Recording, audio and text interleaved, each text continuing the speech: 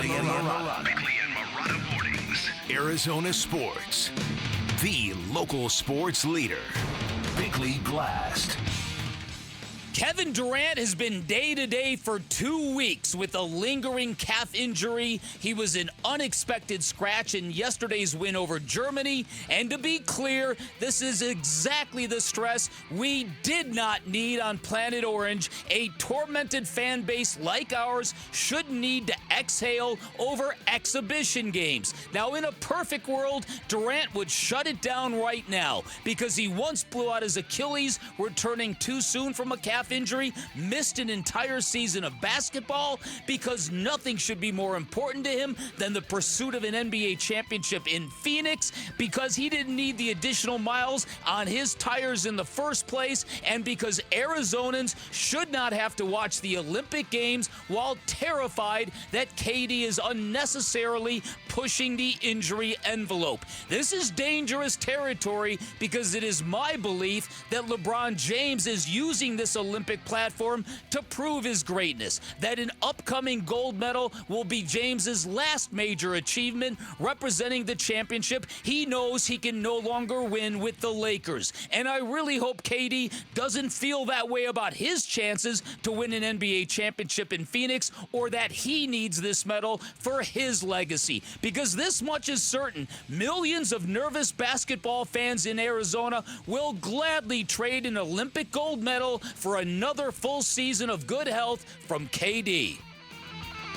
All right, today's Bickley Blast brought to you by my great friends at Chapman BMW, who make luxury attainable. Find them online at chapmanbmw.com. There's no thought of replacing Kevin. You know, having coached him in Gold State, I mean, when he missed time, he came right back, and he is who he is. He's one of the most skilled players of all time. So we hope he comes back soon, and I think he'll fit right in. That is Steve Kerr, yesterday head coach of Team USA. The Durant question is getting more and more poignant as we get closer to the start of the Olympic Games. He has not been able to participate in any of the exhibitions, very light workouts. I didn't see the footage yesterday, but apparently just taking some shots, stretching out the calf, and then tapping out. Yeah, that's what happened. I think you're right on the money. And look, I want Kevin Durant. I think it would be really cool for Kevin Durant to be the first team sport Olympian on the men's side to win 4 gold medals. That would be really cool. I agree. It would be cooler if he was healthy and could contribute to it. It'll be less cool if he gets it as a bystander. But that's kind of what I'm rooting for now. I don't think I want to see Kevin Durant play in the Olympics. I honestly don't, to be honest with you, because their first game is Sunday, and if Kevin Durant takes the floor, we're all going to be gripping. Yeah. At least if you claim to be a Phoenix Suns fan, you know exactly what I'm talking about. Because the good health from Kevin Durant last year was an anomaly in his career, and this coming year already you could make an argument that this is not what the Suns need. Going into a year as important as this year is going to be, in a year that KD and Devin Booker together have to really lift this thing and get elevation, they don't need to be playing basketball an additional couple of months, which is what they're going to end up doing.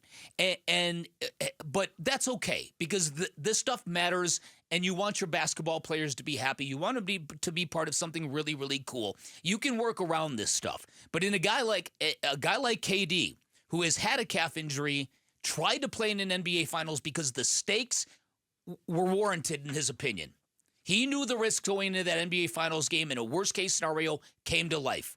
And then, boom, he was gone. Yeah. And he missed an entire year.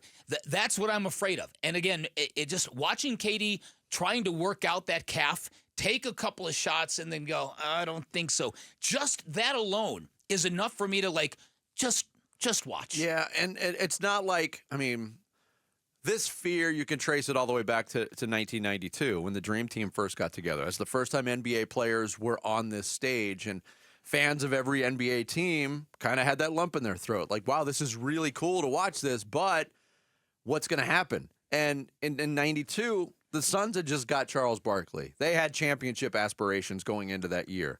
Charles Barkley was on that team. He had not yet played a game for the Phoenix Suns. But that was such an exhibition. And there was such dominance. You're like, these guys are untouchable. Yeah. And nobody came within 40 points of them. The landscape has changed. This is not going to be a 2-week-long American basketball coronation going on in Paris. There's going to be 11 other teams trying to beat the snot out of Team USA. Yeah. And if the exhibition games leading up to this are any indication, this is not going to be an easy path, even if they win the gold. So you can even make the argument, if it was just a cakewalk to the gold medal, fine. Let Kevin Durant get his ceremonial minutes and contribute. But the fact that he hasn't been able to get on the court at all, and this possibility that he's still going and will be at the disposal of Steve Kerr, and we know this about Kevin Durant, he loves basketball. It's his entire life. And he might just come to the determination, all right, these games count. I'm ready to go now. It's not going to be an easy watch for Suns fans if that happens. No, and then because being part of this and being linked to this, we already know how much it means to Katie based on how we reacted to that Nike commercial. Now, I agree with Kevin Durant about this. I watched this whole Nike commercial. It's 90 seconds long. It features a gamut, a tapestry of Nike athletes from Ronaldo to Kobe. And it's like, you couldn't have put Kevin Durant in this 90-second commercial when this dude is one of 3 guys who has signed a lifetime contract with you, and this guy has been as good as he's been.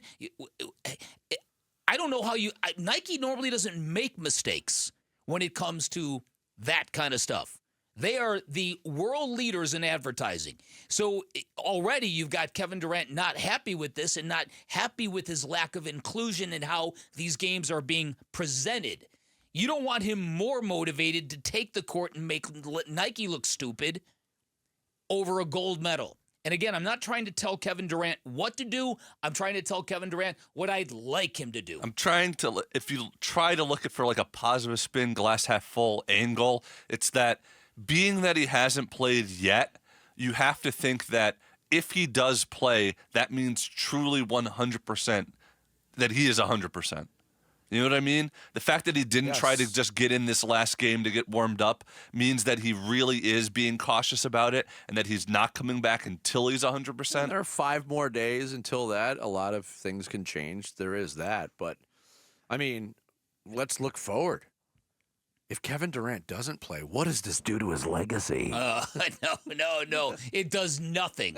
It does nothing to his legacy. He's been as good in gold medal games as he's been in NBA Finals game, which is to say incredibly clutch. Yeah. So, listen, KD's searching, and KD is intunely aware with what is being said about him.